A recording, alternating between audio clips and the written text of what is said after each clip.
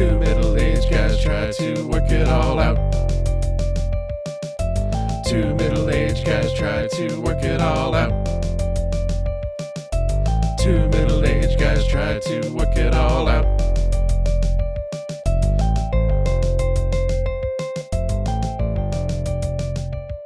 Welcome, everybody, to Two Middle-Aged Guys Trying to Work It All Out. I'm Chris. I'm Dave. And here we are with another killer blockbuster episode. But first, before we get into the topic, Dave, how was your Thanksgiving? Oh, boy. It was, I was thankful. Yes. It was local. Good. With no driving. It really was a wonderful time. A lot of traditional foods. We had two Thanksgivings, as people often do. My side of the family, my lovely wife's side of the family. It's all great. Very little travel in between. Yeah. Wonderful. I don't like turkey. Can I just say that? I'm just gonna be, like a turkey and a turkey sandwich, sure, but man, turkey. Give me the ham. I'm a big fan of the ham. Yeah, the ham's good. Not gonna lie. Yeah, but I'm good with turkey too, so I'm happy. To me, it's all about the stuffing. Great stuffing. Yeah. Yeah. Over at my sister's house, there was some ridiculous stuffing. Probably homemade. Homemade, yeah. But not from inside the bird. No. Homemade outside of it. That's gross. Exactly. It is. Just... I'm gonna go off a deep end, and I'm gonna say my preferred stuffing is stovetop. Oh, I'll eat that. Sorry, I'll eat that, but I'll also take the more, with the leeks and the other stuff in it. Just give me stovetop because it's what the Pilgrims ate. Well, absolutely it is. But growing up, we would only have stovetop stuffing on Thanksgiving. Your mom made it for Sunday dinner a few times when I was over there. I'm pretty sure she did. No, until I was 20, I did not realize that you could buy it outside of Thanksgiving. It was only legal. Yeah. Okay, maybe I'm thinking of something else, but yeah. I remember going over to lunch on Sunday at your house every once in a while, and your mom would make green beans with cheese. And I'm like, I didn't know you could put cheese on green beans. These are delicious. Yeah, that's one of her delicacies. Yeah, it's so good. Yeah, because it really is. Just green beans are, I guess. Cheese. Yeah. Cheese makes everything better. This is the innovative food episode. Yes, welcome. And, forget Bobby Flay, forget Guy Fieri and his wiry demon hair. We're going to talk about cheese on green beans. Yeah, and in fact, if Guy Fieri tried that, he'd be a fan. Oh yeah, there'd be a video about it posted. Explosions. Yeah. He'd be punching Kid Rock in the face because he loves it so much. Yeah, that would happen. Well, so. Today, we're talking about, I try to do this thing where we're always like, leading up to, people read the description on the podcast, they get a sense. We're talking about TV today. Not only are we talking about TV, but we're talking about innovative TV. Innovative TV, influential TV. Influential TV, going to be giving a few picks from Chris and I and kind of dive deep, maybe some also-rans and runners-up. But before we went into that, Chris and I thought, why don't we just briefly talk about a couple of the best, most influential, interesting, weirdest TV theme songs in history? All right. Now, I took this completely as influential. I mean, if we'd gone weird TV theme songs, I could have done that list.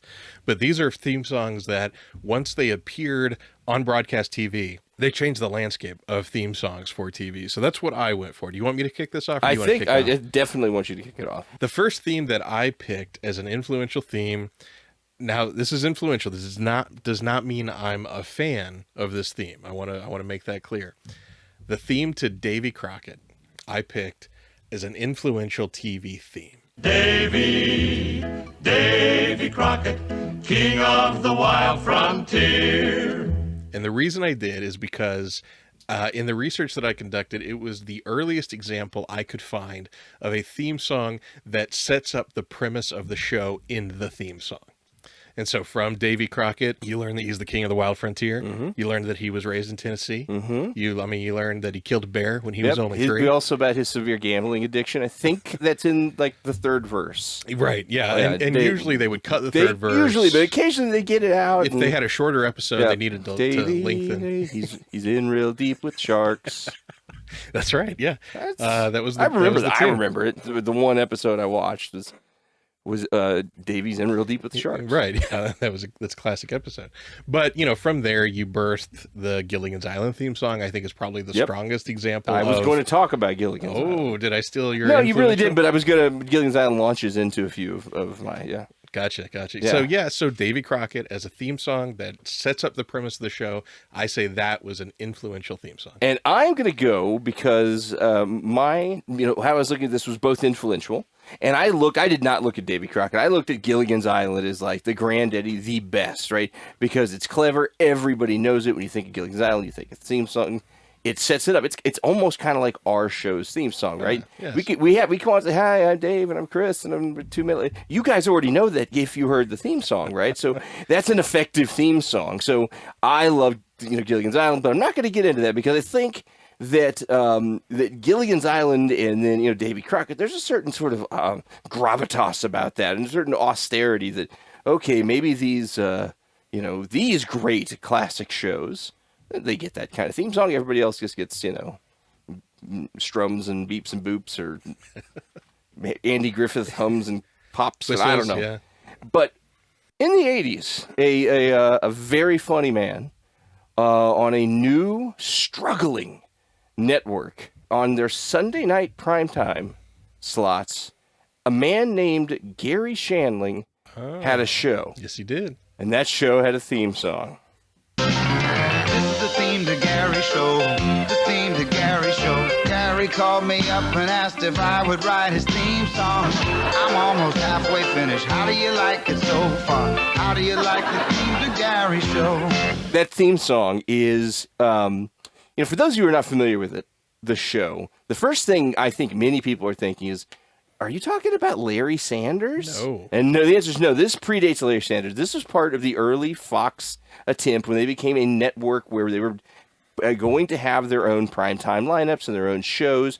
This was part of that early crew, along with Married with Children, along with Tracy Ullman, and then shortly thereafter, The Simpsons came on. But Gary Shandling and his show was in front of a studio audience, played out, extremely low budget. There was an episode where, the theme song sounds low budget. It prepares you. There was an episode where Gary had to take a plane trip, and the special effect they used for it was a balsa wood plane with a rubber band propeller that they just threw. And it was just hilarious and silly and very Gary Shandling's a very, very funny, self-deprecating, very, sort of weird man.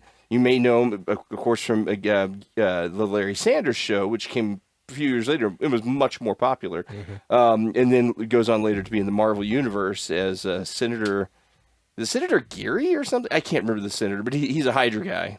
And he was in a few movies, including, I believe he was in Iron Man 2, and also in Infinity War, I think. Was he? I think he was. I thought he had passed away by then. I don't know. If only there were a place we Perhaps could look he that was in Civil War, actually. Now that makes more sense. But at any rate, Gary Shandling, hilarious show. Yes. Great theme song that's like, hey, he called me up and asked me to write his theme song. Here's the part where I whistle. And it's just silly. And it's like, you know what you're getting into. You're getting into a very funny, very weird show. Unfortunately, it's extremely hard to find. There is on DVD, but I watched it when I was a kid. It was along sort of in that sphere when Fox was doing things like Get a Life, where there were some really funny experimental things that now good luck finding now. But what's interesting about Gary Shandling, kind of going with the whole influential theme, is Larry Sanders was popular and it's reasonably well known, but he never had like a huge breakout success. But any comic that you talk to, yes, he's cites him as the influence. He's like a norm, right? Yeah, a lot of the big giant success escaped those guys, but in their peer groups, they are the ones that they look up to. They're the ones that are masters of their craft. Gary Shandling was a very funny guy. He was on Carson all the time. I know the kids love Carson, and but Carson was really a big proponent of his. Thought he would go very far. Yeah. And I always wondered what it would be like if he took over instead of Leno. That would have been great. It would have been great. The question is, would he have been too weird? Because he is pretty weird, you know. He would have been the Conan O'Brien before Conan O'Brien. I was about to say he would have been the Conan O'Brien, which I don't know. I don't know if it would have worked at that moment. It may have been too early. And more to the point, I don't know that he would have liked it. I think after a while I did this about 13 times, and Yeah. I'm not doing this for 20 years. I'm sorry. But I had forgotten of that theme song. I remembered the show, but I'd forgotten the theme Oh, song. this is it's so clever. Yeah, it is. It really is. It's very clever. But and yeah, it was so meta. That show was so meta too. It was. Everything that Shandling did. He would talk he'd break the fourth wall, constantly talking to the audience. And that may have been like the first exposure I ever had to fourth wall breaking. To fourth wall breaking, yeah. And I was just like, what's he doing? Can he do that? Is that allowed? Yeah. And he was playing himself. He was playing a comedian. I mean, he was doing some Seinfeld stuff. Oh, yeah. But it was way weirder than Seinfeld. Sure was. That's a good theme song. Do you have one? Do you have another one? I have another one. All right, because I got one more too. I picked two. So this one, again, very influential. And I wonder how you're going to respond to this one, but I picked the theme song from the show Lost. Because again, first instance I could find of a show that essentially eschewed the theme song. The theme song to Lost is like a 10-second clip of the word lost flying at the screen with some kind of otherworldly sound effects going.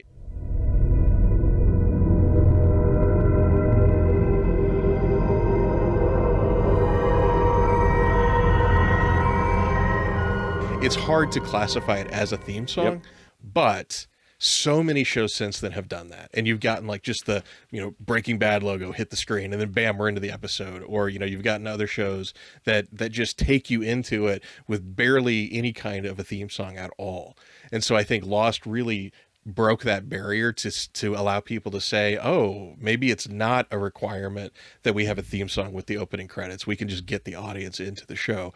And I think that kind of went with more programming like Lost, the hour-long drama or the kind of serial storytelling. I think that lended itself well to that.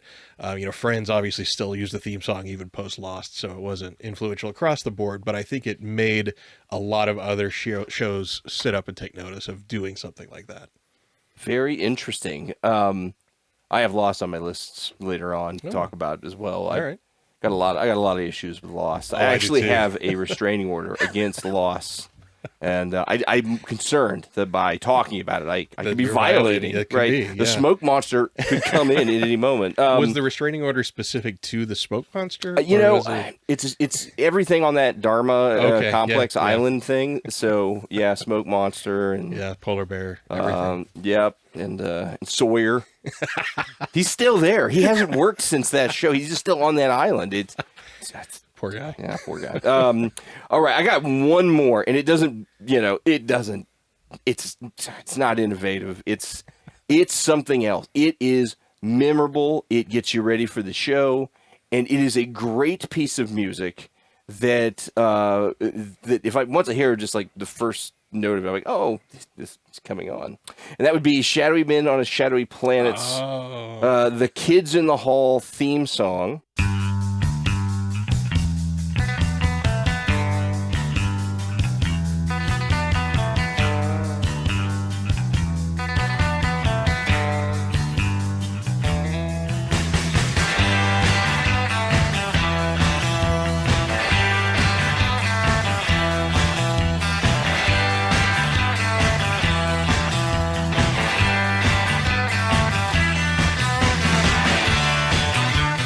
That's the catchiest theme song ever. I mean, that is a good piece of music, but it fits. That was written in the probably like late 80s, right? Late 80s, and yeah. It sounds like, I can hear 21 Pilots trying to rip off an album and sampling that and, whining over it and people buying it as a single. It's still got a modern touch, and it does get you prepped for that show. I mean, it is just...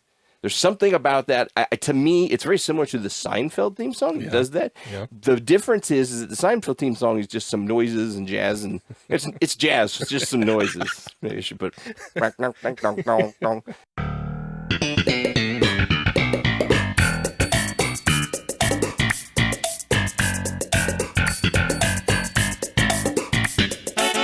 That sort of thing. Whereas this Kids in the Hall, it's an actual song. Right. So. It's a piece of music. It's a piece of music. So I just thought I would mention that it's the ultimate theme song earworm. Yeah. And one more I'll mention for cartoons. We won't put a clip of this in. SpongeBob SquarePants. They really, really did a good job of annoying all the parents before the cartoon even started. And we really liked that cartoon. I thought it was funny. So, but it does that sort of set everything up thing. You know, and another modern show that you mentioned, Lost, is The Walking Dead did things that there had this creepy music, and it showed images that told the backstory. Right. You could almost get caught up on things or see it through lore. Very clever, but that's not so much to me a theme song as just a really good opening for an hour-long drama. But yeah, there's some innovative stuff, and those are shows we're not going to talk about anymore. No, those were not influential TV shows. Those were. I might mention Lost again. I might mention Lost again, but you just made me a liar. Thanks, Dave.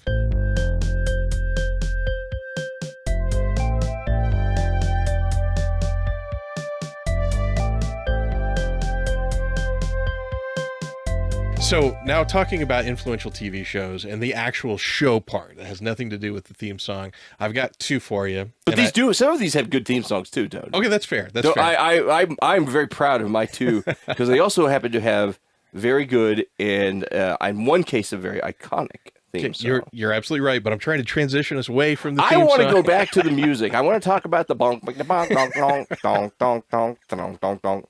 No Soup for You. That did not sound anything like the Seinfeld song. It started off not bad. No, it started off bad. Okay. And yes, okay. I'm not the musical one, folks. Listen, the show comes on. You hear the theme song. It's a great theme song. That's all Chris. Shucks. He is the musician. I don't understand music.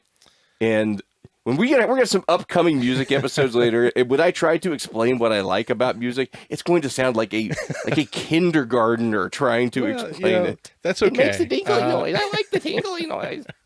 I like the jazzy noise thing. Yeah, jazzy noises, the pops and the clicks. It's okay. But transitioning away from theme songs, even though the shows we have excellent theme songs. Well, not all of them. I'm kidding. Okay, so the shows I have now, I'm going. My prerogative here was influential. So one of the shows that I'm listing, I'm actually not a huge fan of. I've only seen a few episodes here and there, but it doesn't dissuade its influence. But that's my second one. My first show that I want to bring that's influential. Can we not going back to theme shows? Can we talk a little bit about how we came up with these? Like, how did we judge absolutely. What is innovation? What is influential? What legacy? I looked at three things. Very simple. Innovations, right? Like, what innovations came from this show? Mm-hmm. And I'll break it down. I'll do a rubric like we're studying for a term paper here. I'll show you. I'll break it down like that. And then I talked about legacy. From that, did other things come? Did it start something? Yep. You know, if they did a new thing, did anyone follow? Right. And then I also look at overall quality. Did they do it well? Because sometimes things can be innovative, but not particularly great, right? Sure. Or they have the opportunity to grow. So that was my rubric that as I ran through, and I ran through several that I'll talk about in my alsos. Yeah, no, I used the very similar criteria. So I was going for that as well. It wasn't just about, what's my favorite show? Because that's not this episode. This episode's influential TV. So I also looked at what was innovative, what did something that hadn't been done before, or what did something that had been done before, but did it so much better that it has become the gold standard. And then likewise, I think your rubric of what did it influence and what came out of this? I think that's a very important one. So the first show that I'm going to bring to attention that I think ticks all those boxes is The Twilight Zone. All right. And that is a show, not only do I love it, but it's a very influential show. It was an anthology show. It was a science fiction show, a horror show, a fantasy show. And it was not the first anthology show on television, but name me one that came before it. You can't do it. Nobody can do it except Google. They could do it, but that's because they cheat. So Twilight Zone was so influential as far as that goes. And what it did was it had a lasting legacy, not only for anthology shows, with other things coming out, Amazing Stories, all the Twilight Zone revivals, Creep Show you could trace back to Twilight Zone. Mm-hmm. Absolutely. Yeah, there's a lot of things that it spawned, also spawning a lot of science fiction. Yes. That came out of those stories. And a lot of science fiction that was beyond what would and horror and mystery that was beyond what was typically on television. Oh, very much they were riding the edge. Sterling was. And not only that, but it was innovative in social commentary. Yeah. Because a lot of shows during that time, I mean, we're talking it's all during the censorship and the television codes and those sorts of Civil things. rights era. Yeah, absolutely. Yep. Yeah. So a lot of things that people were stopped from talking about on television, Rod Serling could squeak it through because, it's fantasy. Oh, it's science fiction. And the censors did not pay much attention to that. In fact, Mike Wallace, interviewing Rod Serling, said, quote, you're going to be obviously working so hard in the Twilight Zone that in essence, for the time being and for the foreseeable future, you've given up on writing anything important, right? And so Rod Serling was probably just smiling the whole time. Flicked a cigarette into his eye. He's like, "Ah, take that, Mike Wallace. You got it." Yeah. He So just starts kicking him. in hindsight, though, I mean, you look at all these episodes and they're so, they speak so much to that time that's going on.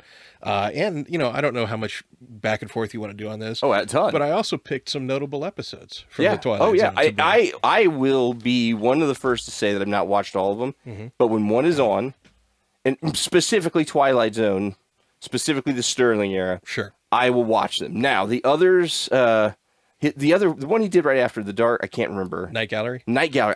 Those creeped me out. Oh, yeah. I mean, he was taking it to the next level. Yeah. The other stuff, like the movie with Shatner and all that, not for me. But the Twilight Zone had the right formula. Yeah. So Shatner was the Twilight Zone. John Lithgow was Twilight Zone the movie. Oh, Lithgow was the Yeah, movie. Okay, so yeah. Shatner was that. Okay, Shatner, and all that right, was sorry. original Sterling one, and that's actually one of my episodes. Okay. Was Nightmare at 20,000 Feet, which is the William Shatner episode where he's on the plane and he sees the gremlin on the wing, and every time somebody else looks through the window, they don't see anything, and he's crazy, and they have to sedate him on the flight, and they land, and then when there's spoilers in this podcast, by the way, people. When the plane lands, they look at the wing, and it's torn to shreds, and they're like, "Wow, that was amazing. We almost all died. Wonder what happened." And then Rod Serling was like, "You've entered the Twilight Zone."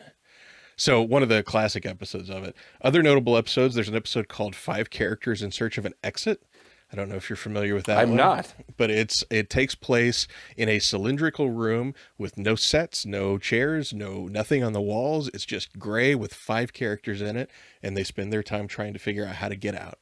And I won't spoil the ending of it, but what I love about this episode and what is kind of characteristic of Twilight Zone for me is, how do you tell a writer, write me a 30-minute episode of TV where you have no set, you have no props, you have no nothing, you've just got 5 actors, go.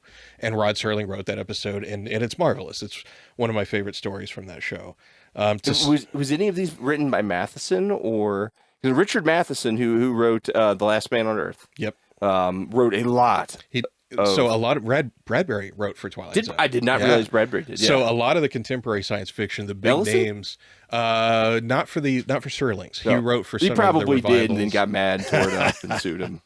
Another notable episode is To Serve Man, which everybody Yes, probably everybody knows that one. yes. But so clever. I love that one. And then Time Enough at Last. But that one has influenced my life because not a day goes by that I don't think about that. And the first thing I'm going to do if I wake up and I'm the last person on this planet and it's all apocalyptic, I'm finding an optometrist office. I'm not making the same mistake. I'm going to get myself several pairs of glasses. And you're going to read some books and be prepared. Yes, exactly. I'm going to learn how to forge my own lenses. I'm not suffering that same fate. So the Twilight Zone, I love it. It's near and dear to my heart. I've watched them over and over again throughout my life, and it's just pound for pound amazing writing, amazing storytelling. And Serling wrote some books as well. And so I thought, oh, well, that's obviously the next place I should go. His stuff did not translate outside of television, in my opinion. Interesting. I was not that impressed with his novel writing, but his television work, amazing and very influential, even to the point where, was it 2019 or 2020 that Jordan Peele tried to do a revival of the Twilight Zone? Yeah. It only lasted a season, maybe season and a half, but it's still, they're still thinking about it still thinking today. about it today. They're still trying to make it work. Yeah, So. the form works, right? Short Yeah. form, scary, mysterious, spacey stories, right? I mean, it is a form that works. It's Yeah, and it went on, like you mentioned, Twilight Zone the movie. It went on to influence film. Not just with, let's retell some classic Twilight Zone episodes, but I guarantee you, any filmmaker that's working in genre, if you say what's one of your influences, Twilight Zone's going to be on that list. That is a good one. That is a very, very good one. But I'm going to go in with one you've never heard of. Maybe the fans, sorry, listeners, I don't mean to bore you by bringing up something that is going to mean nothing to you. I'm kidding. Of course, my first, most influential pick is Mystery Science Theater 3000. How can it not be? I don't know that. It's a Cowtown Puppet Show. Do you know by that name? Little guys at the bottom of the screen talking to the movie you're trying to watch while you're complaining. I hate that show. Yes, I've heard that many times in my life. I love Mystery Science Theater. I mentioned that in one of our very early episodes. I mentioned that in some others. All of them, perhaps, but it's my favorite show. And from that, I think it was truly innovative. It has a really interesting story, sort of the Cinderella story that you do not hear often in the field of entertainment, but it's legit. And I'm going to get an opportunity to tell a little bit here and explain why Mystery Science Theater 3000 is so funny. So for those that don't really know, Mystery Science Theater 3000 is the show where there's a bad movie on, but if you look at the bottom of the television screen, you're going to see silhouettes of theater seats and people sitting in them, and they're talking back to the film, making jokes about the film, and that's the whole show, right? It's a guy and a couple of robots making fun of movies, watching them with you, like watching them with your funniest friends. And that was the show, right? And that's extremely innovative. Let me just backtrack just a little bit. You know what the show is. Joel Hodgson, who's the creator of Mystery Science Theater, was a successful rising star in comedy. He had made some back when Saturday Night Live used to do like allowing stand-up comics to come on and just do a routine instead of a sketch.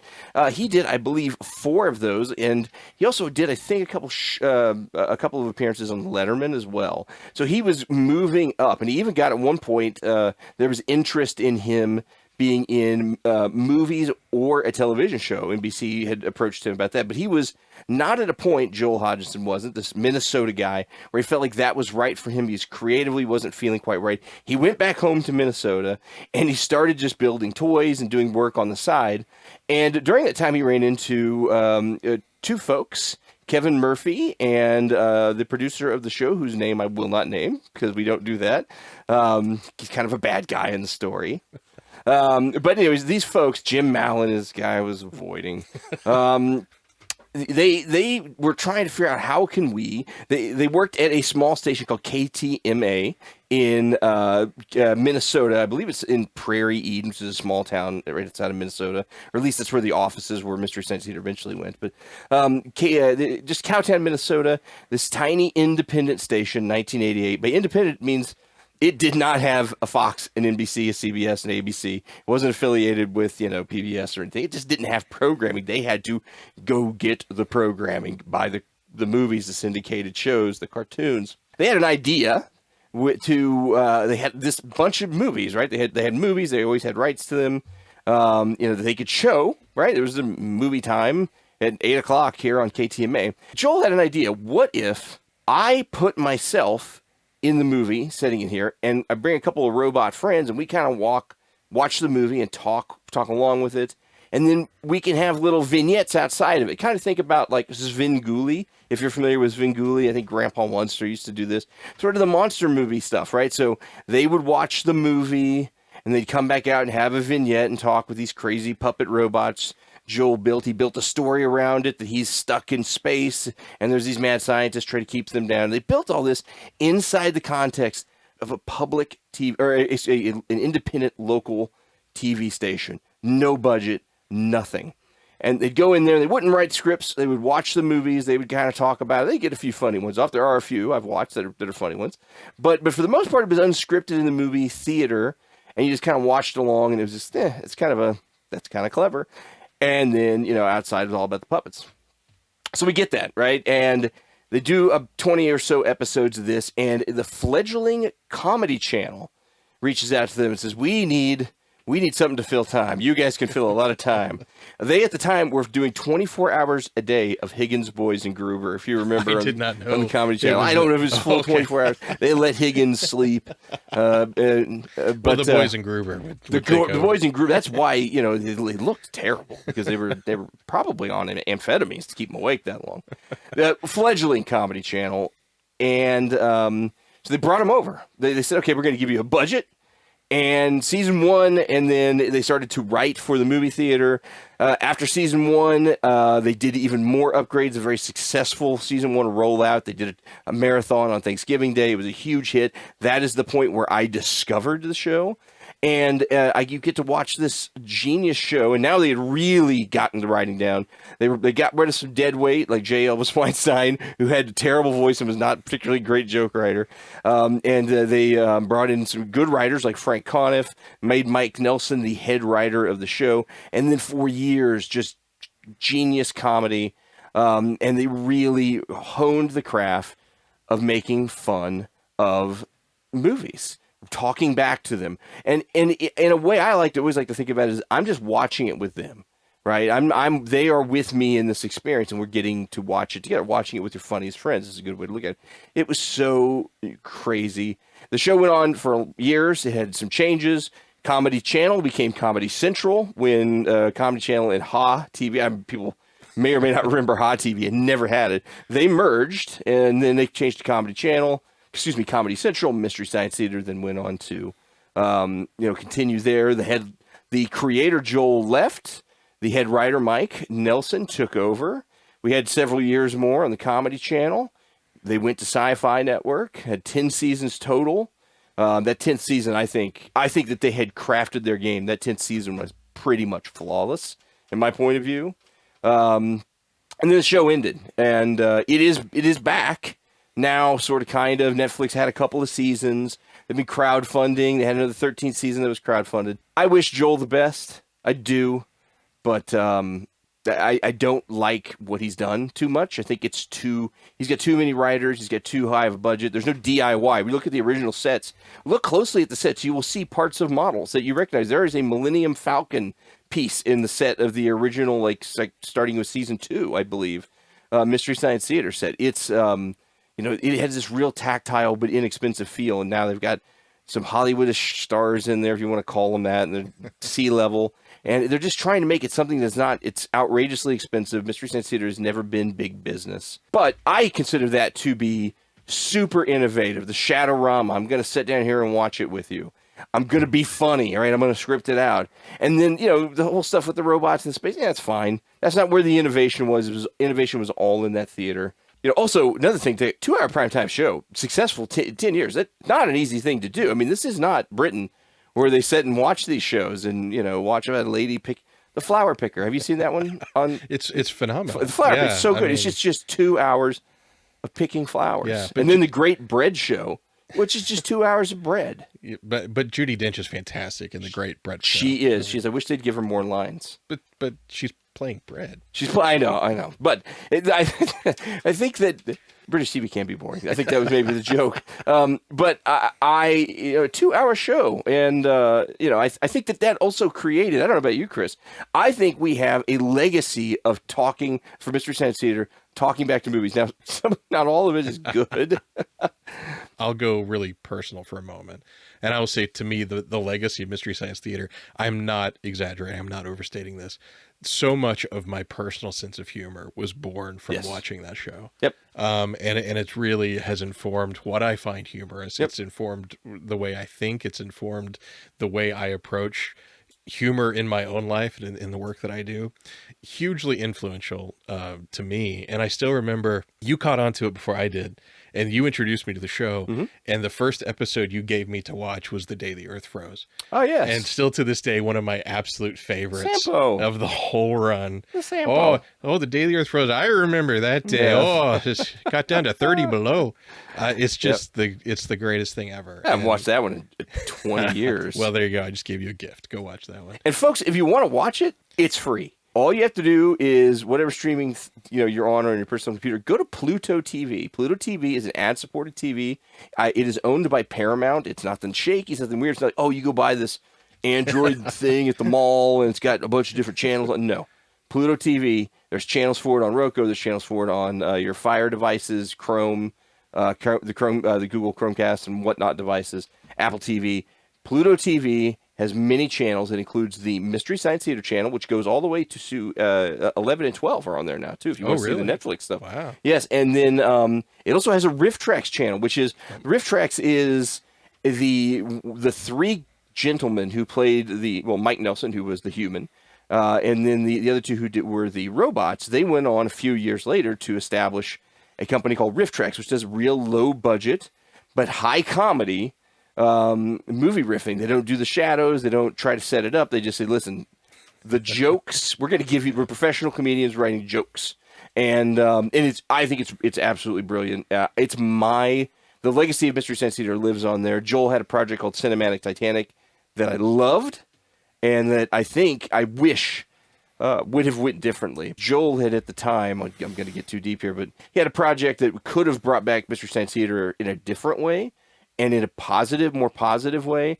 And he was doing tours, and it was wonderful, and it didn't last. And it was heartbreaking because that was funny stuff, even with J. Elvis Weinstein participating in Cinematic Titanic. So we find. Well, I'm a little more lenient on the newer seasons of MST than you are. You are. There are some of the people that Joel brought on and involved with that I was a fan of prior to their involvement in MST.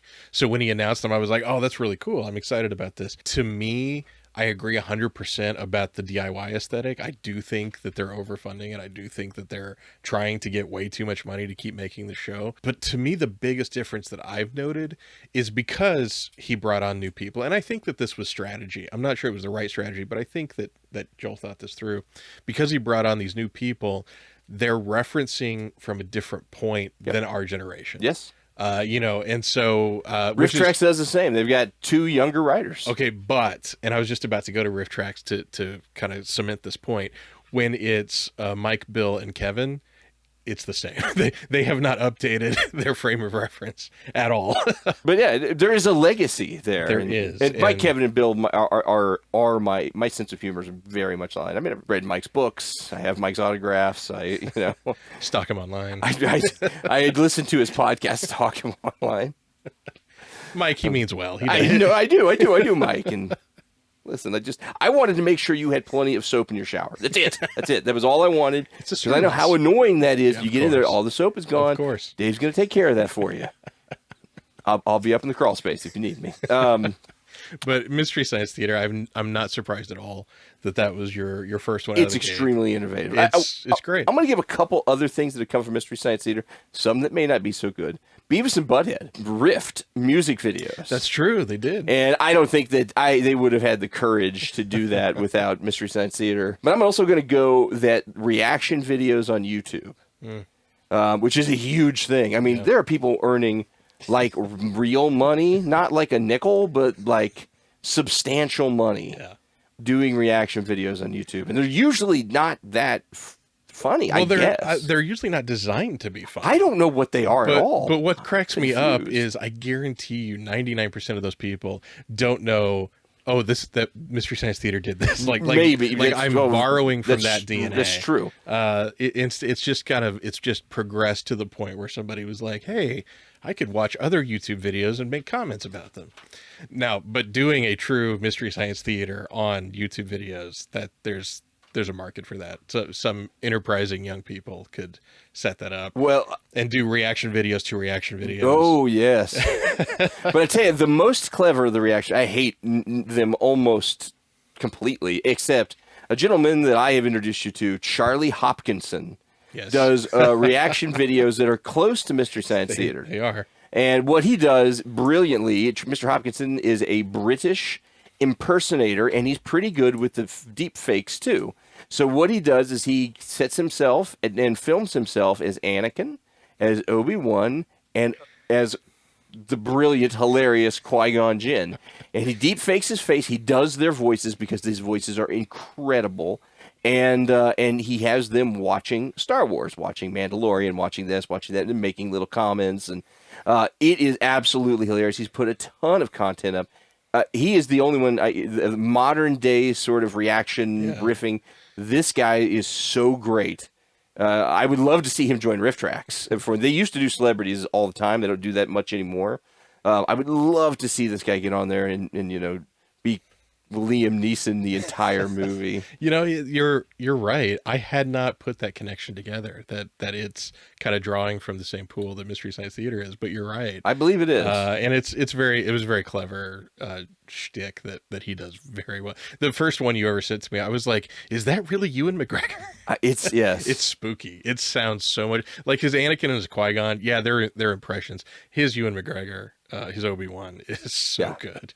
It's good. The Qui-Gon is good. It's also good because he gave him a personality, gave him a backstory with gambling and eating, and doesn't like to open locked doors. He just sabers them out, and it's just really funny. So I'm recommending. I get nothing for it, but go check out Charlie Hopkinson. It's spelled exactly how it sounds on YouTube.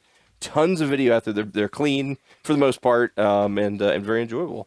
But that's really all I have to say about Mr. Science Theater. It made, like you said about your personal sense of humor, same exact thing, right? I mean, I might not have a sense of humor if I didn't watch that show. I might at least be like walking around like a sour, dour robot. You might be doing reaction videos on YouTube right now. And making money. Oh, wait a second. Now you put it that way. It's sad. Anything else about Mystery Science Theater before I don't want to go to work tomorrow. I just want to do reaction videos. Well, you can put some up. Hey, they'd be bad. Two Middle-Aged Guys has a YouTube channel. As an experiment, we shall try this. Okay, so my next influential show, and this is the one that I kind of alluded to earlier. I have not seen every episode of this show. I've seen a few episodes. I have laughed, but it's just not something I'm a huge fan of, but I see its influence everywhere. And that show is I Love Lucy. Oh, it didn't invent the sitcom, but I think arguably it cemented it. But the innovation on the show, I had to write this down because it's too much for me to remember. So here we go. Huge push forward for comedy television. Invented syndication. That's amazing. That's big. First show to record with multiple cameras in front of a studio audience. First show to have an ensemble cast. First show to have a child grow up in real time. When Lucy gave birth on the show, they didn't, next season it wasn't like a 12-year-old kid. No, that like time mattered to the show. I thought that was really interesting. Audience laughter from I Love Lucy was used to create laugh tracks that the studios used for different shows, which should never have happened, but it did. And we have I Love Lucy to thank for that. Desilu, Lucille Ball and Desi Arnaz's production company, would be instrumental in bringing a small show that you've probably never heard of to TV called Star Trek. Yep. Yeah, little tiny thing there that did not go on to influence anything else. Thanks for William Shatner, Lucy. It's totally Lucy's fault. It was one of the first American TV shows shown on the BBC. Oh, interesting. That's a little cultural exchange. Yeah, isn't that? Look what we gave them.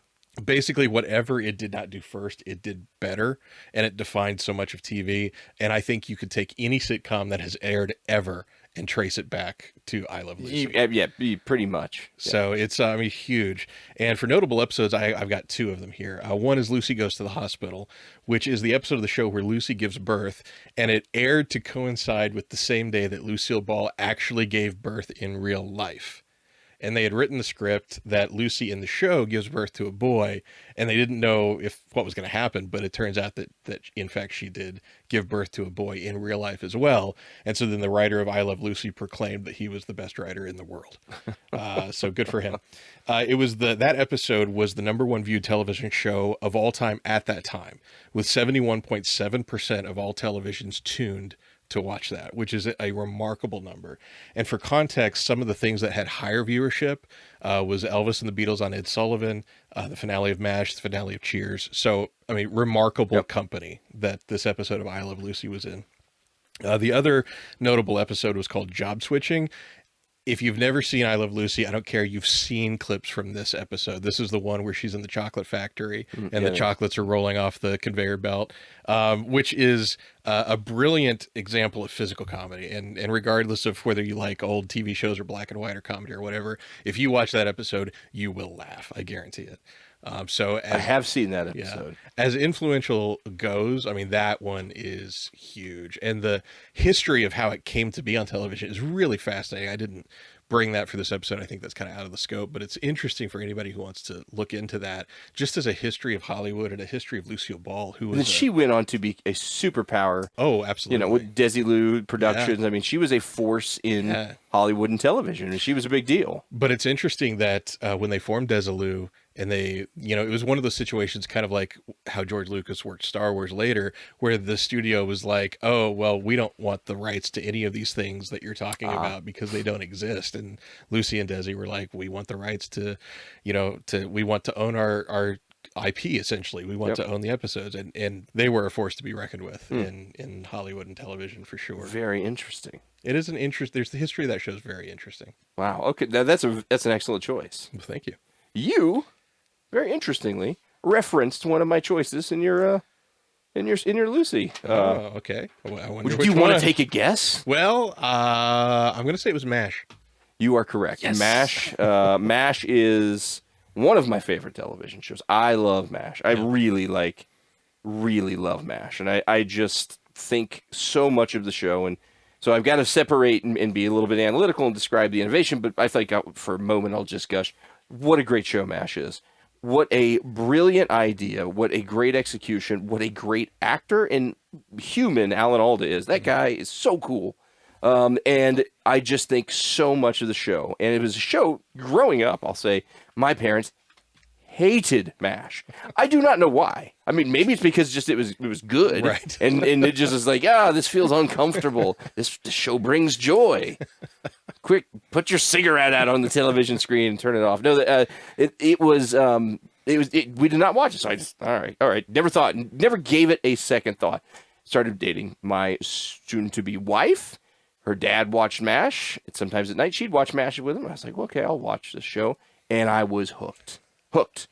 And I have seen, I'm sure, every episode. There are 11 seasons or whatnot. There's a little bit more than that, I think, over the years. And if it's on, I'll watch it. It's just that show. Let's talk a little bit. So, yeah, I love it. It's in my top 3 shows. It was first a book and then a movie. Have you seen the MASH, the movie with Elliot Gould and Donald Sutherland? Kiefer Sutherland. He was very young. I don't even know if he was born. Decades ago. It's terrible. Yeah. It's a terrible movie. Yeah. And so, and then came from it MASH. And this idea, we're going to tell the story of a medical unit, a mobile hospital surgical unit in the middle of the Korean War, starring Alan Alda as Hawkeye Pierce in a fantastic, fantastic set of players around him. It started out in 1972. The Vietnam War was still going on in 1972, so it had 3 years, 72, 73, 74, 75, maybe, I guess it depends on how you count the years, 4 years there, where, the Vietnam War was still going on, still part of the public conscious. They had to tread a very careful line. And they did. And that was the magic of the show, because the line wasn't imposed on them.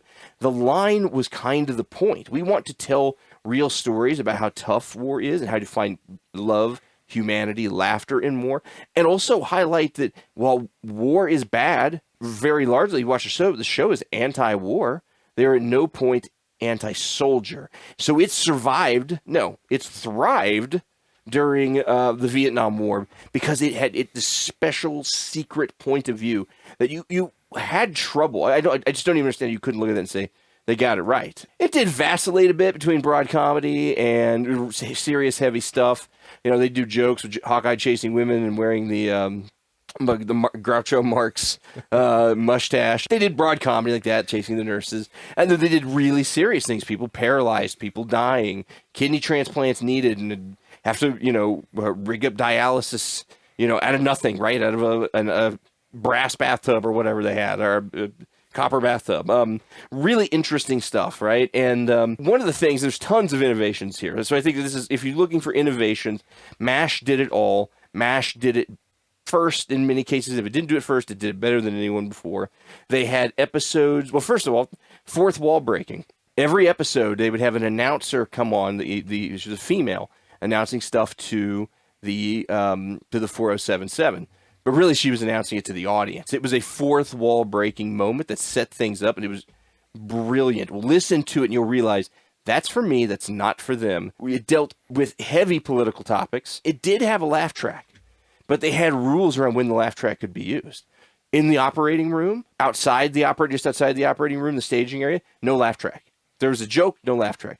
Outside or in more of the goofy areas, they were allowed to have a laugh track. And they created this sort of, they created a space for a show like that could be both serious and funny and have a lot of heart. They did TV tropes. We had like the Pen Pal episodes. We had an episode that spanned an entire year. One episode spans an entire year. In January, they're getting their Montgomery Ward's catalogs, and they're ordering stuff, and it's falling through the year, and they get some stuff from the catalogs, and some stuff breaks, and they order their winter catalog, and you follow it through the year through their purchases in the catalog. That is such an unbelievable, and I mean, that is a daring episode, and it worked brilliantly. It was telling the story of a year. This is how time passes there, and that's what they're looking. They're waiting for their Montgomery Ward's catalog to buy stuff and to get a taste of home. And it was just genius. They had Pen Pal episodes. I already mentioned that. Your Side, My Side, where they would, paint a line down the middle of the room. Documentary episodes where the episode would be you watching the documentary that they filmed them. Episodes told from different point of views, outside characters, inside characters, the point of view of the enemy. Lots of stuff where they humanized the people they were fighting, because they were humans too, right? Where they were doctors, they had the Hippocratic Oath, they were going to save those people as well. It was just such a wonderful, heartfelt show, and it also had character arcs. People grew and changed. Not something you get in a comedy show where they become different people. They introduced in seasons 5, they introduced Charles Winchester, this from Boston, this wealthy, incredible surgeon who did not want to be there. He was a very good surgeon, but he was a big jerk. And by the end of the series, he was crying and he was helping when things would go bad. He would take care of people. He would provide money for the poor in the area. It was just, there was a complete arc. He was changed as an individual. And that goes for so many different characters. Shows just don't do that, where it's got that much depth to it for what could be considered a silly little comedy show. It's funny how often it is considered a silly little comedy show by people who've not watched it. One of the things that I've always appreciated about it is it never goes into screwball. Yeah. It pays attention to its subject. That was a poor way to say that. What I'm trying to say is the writers on that show, the people who created it, and all the way down to the actors and the people who made it, they cared so much about what they were doing. And they made sure that they walked that line that you were talking about, which is not to say that the show wasn't subversive. Oh, it was. Yeah, absolutely. But it's interesting how the show got you on its side. Yeah. And then allowed you to see both sides of the issue. Absolutely. Which I think is something that people are not inclined to see. I think that too often in society, it's just like, well, this is my side of the world and this is how I perceive things and that's how it is. That's very interesting. What a way to say that. I did not fully think through that, but you're right. It did give people during a time of great conflict and distress and change. It gave them an outlet to where they could see both sides. I am distressed that MASH 2 is coming out starring Sean Penn. I'm afraid it won't be so balanced. No, I'm just kidding. Can you imagine that? Him as Hawkeye? No. Alan Alda is fantastic. Alan Alda would so not good. allow it. He would. He's 90 years old, but he could take shots. Yeah. Call him I out. do like Alan Alda. I do. He's put a him great in guy. anything. You just have him smile. He's got a nice smile. He did a horror movie once called The Mephisto Waltz. I don't know. Oh, I don't know. It was a low budget horror movie during the Rosemary's Baby days, and he was great in that as the guy being the devil. I mean, it was just it was such a He's a great actor. Yeah, he really is. and really, Jamie Farr is another one of my favorites from Klinger from MASH. I actually ate. If anybody's a MASH fan, he talks a lot about Tony Pecos in Toledo, Ohio. It's where Toledo, Ohio, Toledo Mud Hens. That's where he was from. The Mud Hens are a minor league baseball team. Tony Pecos is a restaurant right there by the stadium. He would love to get his tacos, his hot dogs. And in one episode, they actually had hot dogs from Tony Pecos shipped in. I used to travel to Toledo, and I have eaten multiple times at Tony Pecos. There's pictures of Jamie Farr on the wall. It's cool. Is it as good as he led us to believe? No, it's a hot dog. I mean, it's just a hot dog, but it's cool. Jamie Farr is beloved there. I mean, he is truly beloved. So it's and the legacy. I think the legacy is that it showed TV that you can have a message, and it empowered and it opened it up and it gave the pattern. And you can also still be funny and do stuff today that probably would not be acceptable with all the lady chasing. And I get it. There was a little bit of that, but at the same time, it was extremely progressive for its time. Yeah. And, I mean, hugely popular. Oh, my goodness. That finale was watched by 90-some% of TVs in America, some number Even like my that. parents watched it. Yeah, and they hated it. It's insane. I think they were just celebrating the end, hoping that Hawkeye would finally killed that Alan Alda. That's what my dad said. Oh, got him. That's my dad talk. He hated. They hated that show. I still don't understand it. Well, God bless him for it. But yeah, it's funny that so many people have not followed that kind of pattern that they established. You know, there are a couple I could think of that is. I wouldn't say MASH-like, but you can obviously see, oh, that's where the influence was, and okay, let's make a show that has that same kind of balance of serious and comedy. But so many people seem to kind of missed that message, you know. And I never watched them, but I do remember being a kid when the finale happened, and then it seemed like there were a whole bunch of Vietnam shows that just came out. I do remember some. In a succession, and all of them were like, you know, trying to be the edgy, like the NYPD Blue of Vietnam shows kind of thing. Dennis Franz's butt everywhere, and every just. Oh, if you don't get that reference, don't look it up. Just trust me. Yeah. There was a guy who showed his butt on TV once, and why we don't know. Because it was edgy. That was the whole. No, point. It was not edgy. It was lumpy, if I remember correctly. Fair enough. But yeah, no, MASH is an excellent pick, and it was one I considered picking. Was it? It really was. I love that show. I mean, I do, and it's just so easy. And I only got to part of the innovations. I mean, literally, the show just any episode you pick, it's doing something, you know, new or doing something someone else has done before, just simply better. Right. So yeah, it's a very, very smart show. Yeah. Very funny show. Well, those are our... Oh, wait, you got one more. No, I've got some also-rans. Sorry, you got your also-rans. So, yeah, go ahead. What are your also-rans? Okay, my first also-ran, and the reason I did not pick it is because I could not find it being innovative enough or influential enough to make the list. I found I wanted to pick it just because I'm a huge fan of the show, and that's Cheers. Yes, I did not put Cheers on my list, but yeah, so Cheers is in an interesting spot where it is obviously important, but I don't know anyone who truly has nostalgia about it. Oh, I do. Well, but not in the sense where there's a market. Oh, true. Right? Like, you know, even Frasier is back, and Frasier is adjacent to Cheers. Yeah. But I just don't know. Cheers is a weird one. It's a product of its time, and it would be tough. I mean, they brought Night Court back, and I've watched it. It is awful. Yeah, objectively just unfunny. But I'm glad there hasn't been a Cheers. Yeah, I don't think it's necessary. I don't think the world needs that. I'll tell you some interesting things about Cheers for me is one, every week my parents would watch it, which looking... Same here. My parents really liked Cheers. Yeah, looking back on it... I think they were hoping Sam would kill Alan Alda. I think...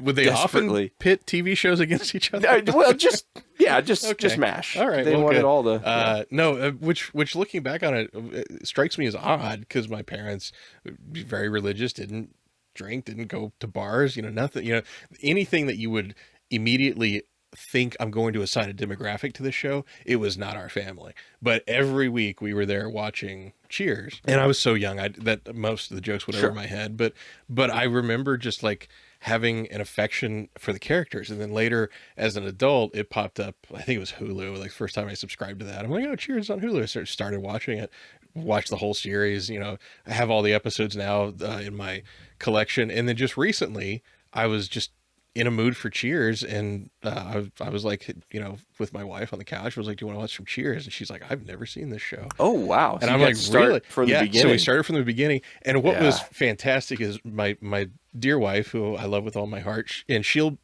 agree with me, so I'm not like spoiling anything or talking behind her back or anything. She's gonna hear this. I love her, but she does not have a sense of humor. I mean, she just doesn't, and she'll admit that as well. She's laughed at things I've said. Now I'm concerned. Well, we'll talk about that later. But she pity laughs. Oh, that's all my laughs are pity laughs? Oh, no. Stop going down that road, Dave. It's okay. Come back. But we were watching Cheers, and she was like, this show is genuinely funny. And I'm like, yeah. It is. It's got some great construction, great characters, you know, just a bunch of archetypes sitting around. And like MASH, I mean, certainly to a lower level, it balances that drama and There's some comedy. heart there. There really is. You feel sorry for Cliff Clavin. You cannot help it. Yeah, he's absolutely. pitiful in his way. Yes. But a great show. Yeah. Love the show. One of my all-time favorites. But does it rise to influential? I couldn't go there. Yeah, it's a tough one. It is a tough one. I not on my list. It did pass through my head, right? But like, well, being great and being influential are two different things. Maybe that was just the best of its type in that time frame. And Right. I had one, and I think you could definitely make a case for it, is SNL. Oh yeah. The legacy of SNL is massive. And I didn't pick it, I think, just because it's such a, I mean, it's almost obvious, right? It's, Right. And you, I mean, start listing its influences, just anything that's been on TV that's funny, you can trace back. Right. To All SNL. sketch comedy. Yeah. I mean, and I don't realize they didn't invent sketch comedy. It goes back, but, they made it a television art form, very accessible. They got a formula for finding people to do it. And, and then they have great seasons and not so great seasons. But they weather it. They do, yeah. Whereas that's no other show has quite done that, right? I mean, Mad TV was on for a while, but they were on with almost through the same cast through the entire run. And I personally didn't think it was, I mean, there was like one or two sketches I can remember and kind of laugh, but No, I agree. Actually, SNL is the reason my last also ran. I eliminated it from the list because I was like, well, if I'm going to pick that one, then I just need to choose SNL because it, it was not the first, but certainly did it to a higher degree. And that show was Monty Python's Flying Circus. Ah, okay. Considered that one, and very influential, no question about it. But I think your point about SNL, to where SNL exists because Monty Python exists. Yeah. But SNL is by far the SNL's more an influential. institution. Yeah. Right? It is a thing that can outlive Lorne Michaels. It might struggle a bit. But If Lorne Michaels he may is just choose to is live moral. forever. Who's your favorite SNL guest of all time? Favorite guest? Yeah. Oh. Steven Seagal is mine. That was an interesting episode. It for was. sure. Go back, kids. Go back. They're on YouTube. They're not dirty. Go watch Steven Seagal on Yeah. SNL and just be confused. Yeah, Like, that- is he supposed to be funny? Is he going to hurt the people? I think he actually did hurt Well- Rob Schneider when he tossed him into the copy machine. And didn't he do like a sketch that was like about like ecology, or like he beats up a bunch of guys and he's like, that's what we do to save the earth, or something like Well, that? he added stuff. Yeah. Because it was a live show. He would add little bits to Yeah. his skits that were not on there. And then he did his was Kung Fu weird. Fighting opening where he Yeah. played Kung Fu Fighting on the guitar. He's actually a pretty good guitar player. I'm not... I think it was who's the guy that was Better Call Saul? Oh, Odenkirk? Odenkirk. Yeah. I think it was Odenkirk on Howard Stern was talking about that. Yes. that, Oh yeah. Seagal Everybody episode. talks about it, right? Yeah. Like Spade has talked about. They've all talked about. He was awful, and they almost Lorne Michaels has said he considered removing him and doing a celebrity-free Oh, wow. show. It was just that that bad. bad. Oof. Go back. It's all on YouTube. You can go back Yeah. and watch it and enjoy it. I had just a couple others. Twin Peaks. I thought that it was in the era of weird shows, the Northern Exposures, the picket fences of shows that got to weird, even to Lost. Yep. It was the best. It had beautiful music, beautiful cinematography. I don't know if it rose to it because, in truth, it was a David Lynch film serialized, and so I guess it was innovative for TV. What it really was it was daring for TV more so than innovative. Like, it took a big risk, but it's up there. It has to be considered. Oh yeah, I think it's very influential. Influential! It's incredibly, yeah. To this day, Yeah. we're still seeing the results of Twin Peaks. And Seinfeld, because it made you like people who are unlikable. And It's Always Sunny in Philadelphia then took this to another level. But it just, the show about nothing, they call It's Always Sunny a show about nothing on crack. That's what but it show about nothing. What it really is to me is these are unlikable people doing bad things, generally hurting each other. And yet you still root for them. Yeah. You really want... You don't want those guys to take that cabinet from Kramer on the street. Just to get them back. Jerry, don't eat the black and white cookie. But yeah, George just got to find that house in the Hamptons to prove that he has it. I love that show so much. Yes, but also, theme song. Yep. One more. Flight of the Conchords, a comedy music show for adults, but where music is part of the show, right? It's just natural. It's like a musical, but it's not awful like musicals are. I'm not a musical person. I love the Conchords. Absolutely hilarious. I'm surprised it's on your list. I don't see it as being hugely influential. It's not. It was like on my. I was the also considered ran, them. sure, Yeah, it's I like understand. and this is more like they need to be mentioned for something, but they would have never made the top of the list. Flight of the Conchords did some crazy things. They have the Bowie episode, Yes. Bowie's in Space. Yes. Did you know they actually asked David Bowie to come on, and he said no, because he went on the show with Ricky Gervais. Ricky Gervais, yes, Which was hilarious. it was pretty funny. It was Oh, it was my pretty goodness. funny, but not as funny as Ricky Gervais and Liam Neeson. That's one of my favorite things ever. Kids, don't Google that. But I do like that weird, wild sense of humor. These are two nobodies. Their musical talent Oh, is yeah. questionable, but they put, and then they had this sort of xenophobic thing where they made fun of their identity as New Zealanders and exploited that xenophobia in New York City, even between Australians and New Zealanders. Very funny, very different. Oh, it's hilarious. And it's also timeless. You can go back to Yeah. it 30 years from now. You're going to be able to go back to it. I think it's one of those things that did not. It touched the culture, but it did not grab a hold of it. So you can. It's portable through time. And it's going to work for many years. And I think. Am I saying his name right? Reese Darby's. Reese Darby's. I think you are. Yeah. Yeah, he's hilarious. Yeah. I love He that was guy. their manager, and of course he's done many things. I think he's now on the. Brit. Yeah. Brit, we don't have any money. Okay, You roll bought call. a cup. You bought that cup. That's a really good Reese Darby. Yeah, I'm practicing. I mostly like Jermaine. Here's my Jermaine impression. What? Oh, what? He does that a lot. Jermaine Clement Yes. is a hilarious actor. I mean, just Yeah.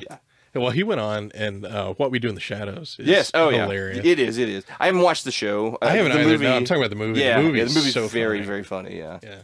Taiki Watada. I'm not sure I'm saying that name right. That sounds about right. Yeah, I'm trying. There's vowels and consonants all over that thing. Yeah, I like him a lot. He does good work. Well, except for Thor: Love and Thunder, he does good work. You know, I'll give it to him. Have you seen it? I don't.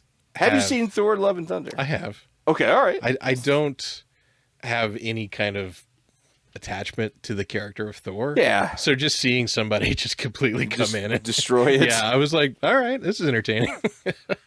All right. I liked Ragnarok so much. Oh, I did not. I loved it. I loved Ragnarok. I loved the visuals. I loved. Yeah, of course, that one suffered from major Marvel fatigue for me. See, that was like I was riding high on the Marvel wave. I was. And then the other one, Love and Thunder, I was fatigued. I was down. Well, that's kind of why I liked it so much. Because it was very not what was expected at It all. rolled off your back. Yeah, it was, I don't know. I liked it. But anyway, and I liked some of his other work, other films that he's made. I have seen I don't know. I've not seen Jojo Rabbit. Oh, I mean, I got a real concern with the subject matter. And that's a fair concern, but it's a funny movie. Yeah. I mean, I don't like rabbits. I'm going to cut it off. Who does? That. I mean, yeah, absolutely. Yeah, the Hitler stuff's fine. No, I do. I got a real concern with that. It's like, I don't know. Can I laugh at that? I mean, and you will feel that way through the whole movie. Okay. Yeah, I don't know, man. I don't know. But it's got to know your limits. Different episode, but anyway. Yeah. Movies that make you squirm. I got a couple. Oh, I can think of a couple. They're not even immediately, like too. scary movies. No. We might table that. Oh man, we got some ideas. Conversation. How do we tell people to find us? I mean, they found us. Yeah. I hope. How really. we tell people is with our voices, speaking into microphones. Yes. I So- didn't mean it exactly like that, but sure. Well, I guess, Dave, they could go to 2middleagedguys.com. That's 2, the numeral 2, middleagedguys.com. And they can get connected with us anywhere from that website. So they can go to our Facebook. They can go to our X. They can go to our YouTube. They can listen to episodes. They can subscribe to the podcast. It's all there. It's all there. The only thing you can't do on 2middleagedguys.com is you can't leave a review. So for that, you got to go to Apple Podcasts, you got to go to Spotify, you got to go to Audible, anywhere you get your podcasts. All of them. Go to all of them. Go to Copy and all of them. paste. Leave the same review. The same glowing review. Yes. And that would be amazing. It would be. Also, from that website, you can send us an email. Tell us what influential TV shows we forgot to mention. Yes, that were sure. your favorites, Yep. and the fact that we didn't mention them was actually an attack on you. Yeah, it so will let be. us It know. was personal. Yeah, exactly. We just need to know who we're attacking to really twist the knife. It's helpful. Bye, listeners. Bye. See you next time.